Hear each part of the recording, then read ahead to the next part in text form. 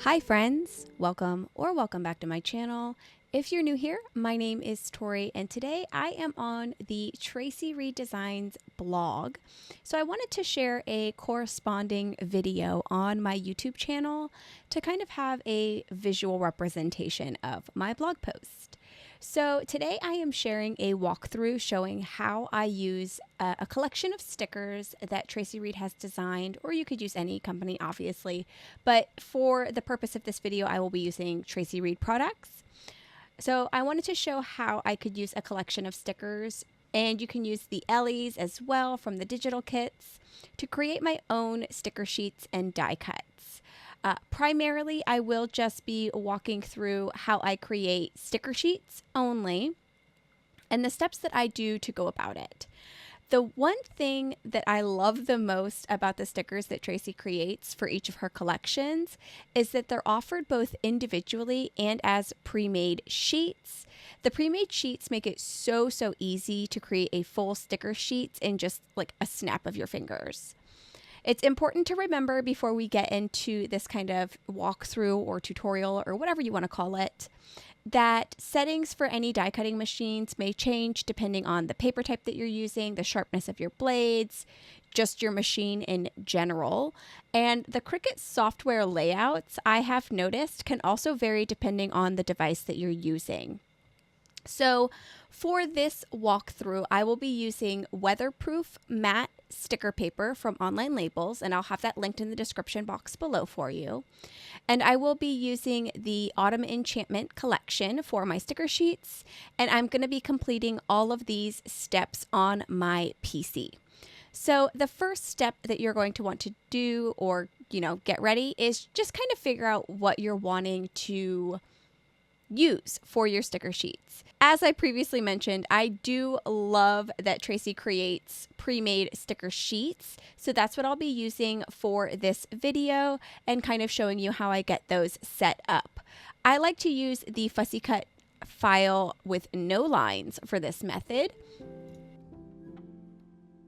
So this is where I keep all of my digital memory keeping products, and I have a folder designated just for Traci Reed. So like I said, we will be using the Autumn Enchantment, and this is just the stickers. So you'll get a full sticker folder with Autumn Enchantment stickers, and when you double click into this folder, there is a plethora of options that you can select. So I will be using the fussy cut no lines. But there's also fussy cut stickers that do have lines. There is individual files as well, and specific files for the silhouette. There isn't a specific Cricut file on here, but the fussy cut no lines is absolutely perfect for that. So I'm going to just drag this over a little bit. There's also PDF files and stuff. She includes so much. So I'm going to start a new project and open up a blank canvas in my Cricut. And we're going to upload these images that we're going to be wanting to use for our sticker sheet. This is going to be step 2.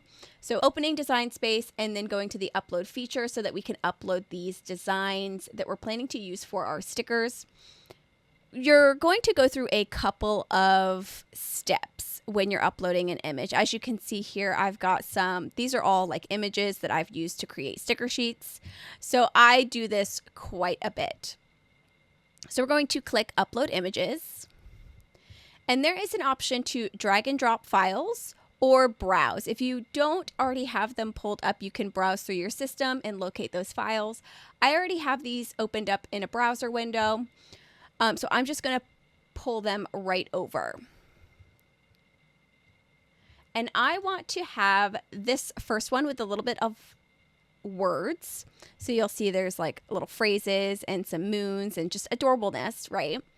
Once you've dropped your image into the upload image portion, you're going to get this select image type. There is simple, moderately complex, and complex. I always choose complex anytime I will be doing a print and cut, and that just kind of keeps all of the fine detail, colors, and everything that's already in the original artwork there so that everything is good to go when you're ready to print and cut. So we will select complex image, And then we're going to hit continue. This next page is going to be the background remover page. If you had your whatever you're trying to print as a sticker on like a white background, this is where you would want to use that. But as you can see, we've got a nice grid behind our entire image here, which means that there is no background. These white lines that you can see around all of the designs, we want those to stay there because that's where our Cricut is going to cut out these stickers. So we're not going to click anything on this particular setting because it's already set up for us, and we're just going to click apply and continue. This is the final screen that you will get before your image is totally uploaded, and this is the select upload type. There's two options here to just simply cut out those images and then a print and cut image as well. Since we are making stickers today, we will be using the print and cut image. You can also select your image name. I generally just kind of leave these as is because I can't be bothered. But if you wanted this to be specific, you can update this name or add tags or anything like that if you'd like. You can also create collections. I usually also add any of Traci Reed's stickers to a Traci Reed folder. That way I can always just go back and see all of the Traci Reed products I have because I do use my Cricut quite a bit. The last thing that we'll do is just click upload. So that's going to put our image or our file right here, and it's going to say uploaded, and we're going to do that one more time with our second sticker sheet. This really is going to be where everything is going to work based on preference. When I am printing out sticker sheets, I generally try to print out 2 sticker sheets at once. That way I'm getting the most out of my sticker paper, and I am not printing out the exact same thing every time. So I'm going to add the second icon file and just do all of those steps again. I'm going to select complex image type, continue. I'm not going to do anything on the background remover page. Just click apply and continue to move forward. And then I'm going to select print then cut image. I will also add this to my Traci Reed folder or collection. That way it's just there. And then I will click upload. Now, to get these images or these sticker sheets on your canvas, you will just select each one that you want to add. So I've selected both of these sticker sheets, and I will click add to canvas down here. And it will add both of those to my canvas. Now, there's a little bit going on here. You can see on our layers panel, there is kind of an alert little icon here that will tell us that these are printed at these will print at low resolution. And that's not necessarily the case here. I don't know why it says that, but I have never really had an issue with anything printing at a lower resolution or coming out at a lesser quality whenever I am using stickers from Traci Reed's collections. So I think it's just that the Cricut software is maybe pulling these images in at a little bit bigger of a size than it was originally created, maybe. I'm not sure why it does that, but I've not really had issues with that being a thing. So what I will do here is I'm going to arrange these.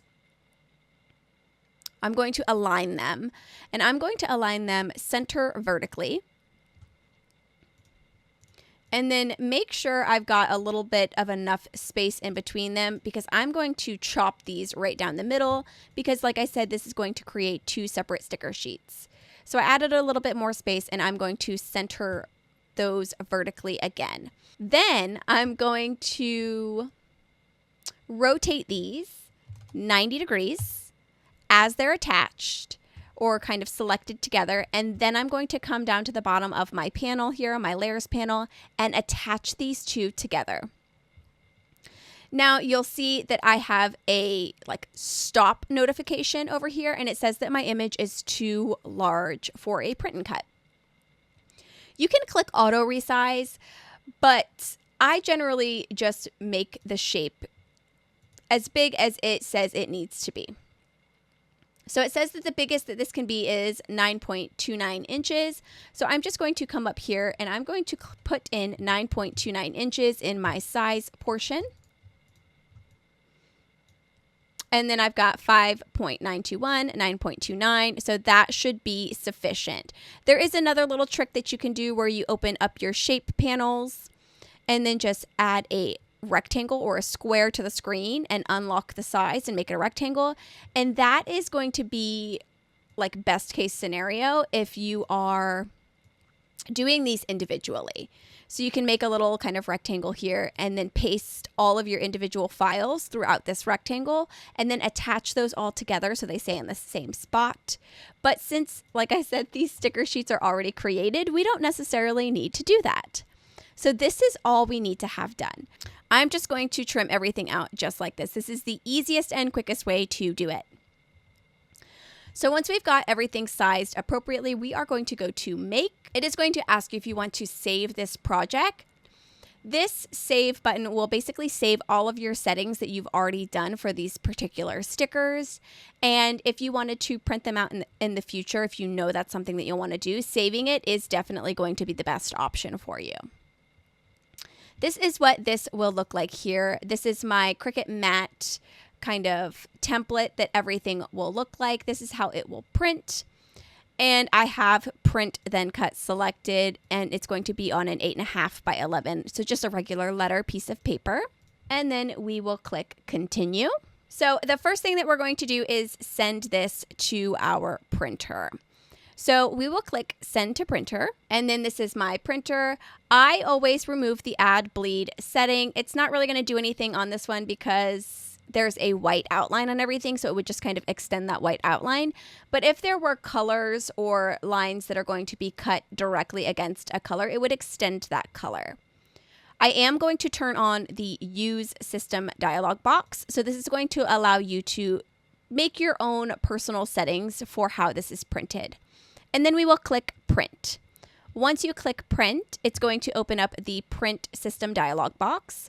I always go to Preferences and just make sure everything is going to print how I would like it to. So I have a regular 8.5 and 11 size paper. It will be feeding from my rear paper tray. So I'm going to select the rear paper feeder. And then I am going to use just the plain bright white paper. And then I'm going to put it on the best quality setting and click OK. Then I'm going to go ahead and click print to send this to my printer. While this is printing out, I can go ahead and get the rest of my settings kind of put into place.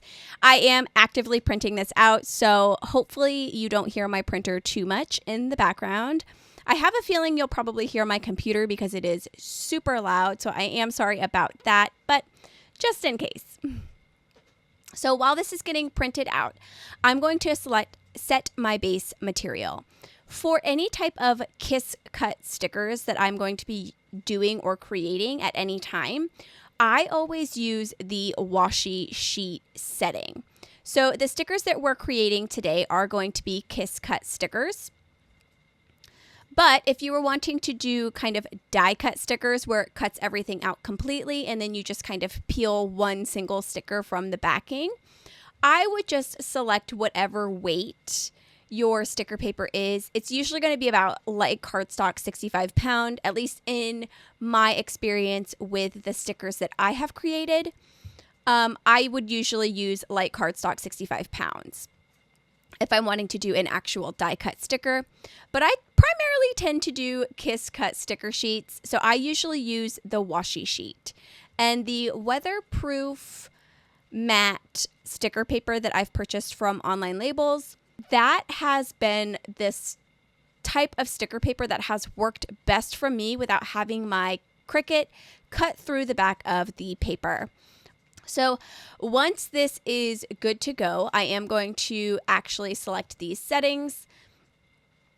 I also always change my pressure to less. So I will select washi sheet for my base material and then select less pressure. And then we will move on to our load materials and tools.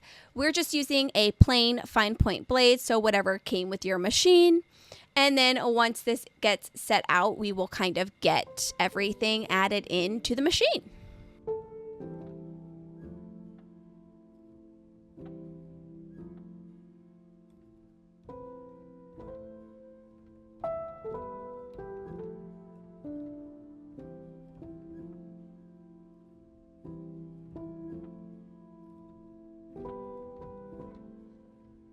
Okay, so I have everything printed out and loaded up on my cutting mat. So the last thing to do is actually get these stickers cut out. You'll see that my kind of three collapsed to show that I have loaded my materials and my blade. And the last thing that I need to do is press go. So I'm going to go ahead and press go on my Cricut machine and get this cut out. And then I will see you in an overhead shot to pull the stickers off, get them trimmed out, and kind of show you what they look like.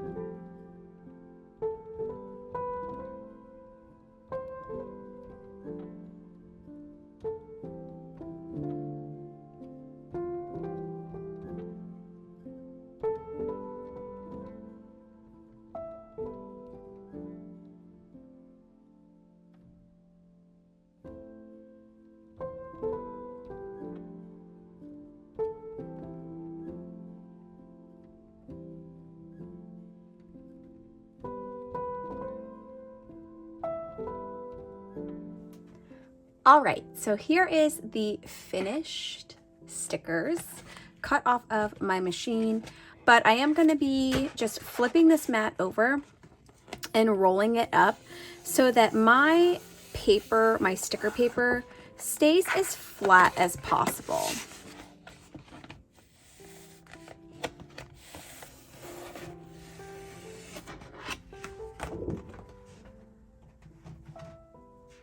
So you'll see, I mean, it's got a little bit of turns at the edges, but for the most part, it's pretty flat. Here is those images. I think they came out beautifully on this sticker paper. So the last thing that we need to do here is just trim them down. So I just use my guillotine trimmer to do this.